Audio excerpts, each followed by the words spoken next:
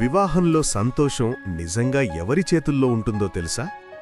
చాలామందికి అనిపించేదొకటి, కానీ నిజం ఇంకొంచెం లోతుగా ఉంటుంది.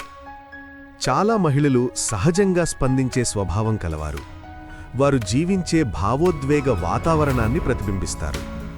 మీరు దయ ఇస్తే ఆమె ప్రేమను పెంచి తిరిగి ఇస్తుంది. మీరు గౌరవంగా మాట్లాడితే ఆమె మృదుత్వం మరింత పెరుగుతుంది.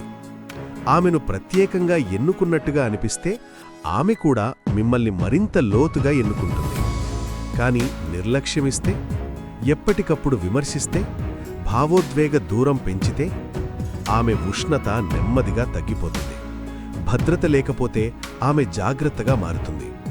విలువ ఇవ్వట్లేదని అనిపిస్తే ఆమె మౌనంగా మారుతుంది. నీరు పోస్తే పువ్వు వికసిస్తుంది. పదే పదే గాయపరిస్తే అది ముడుచుకుంటుంది. అదే సూత్రం సంబంధాల్లో కూడా. కాబట్టి మీరే మీకు ఒక ప్రశ్న అడగండి. మీరు ప్రతిరోజు శాంతిని పెంచుతున్నారా లేక ఒత్తిడిని? సమీపతను సృష్టిస్తున్నారా లేక జాగ్రత్తను? జ్ఞానవంతుడు ప్రతిస్పందనను కాదు, మూల కారణాన్ని సరిదిద్దుతాడు. మీరు ఏమి ఇస్తున్నారో అదే మీరు చూస్తారు. మీకు ఈ వీడియో నచ్చినట్లయితే లైక్, షేర్, సబ్స్క్రైబ్ మరియు కామెంట్ చేయండి.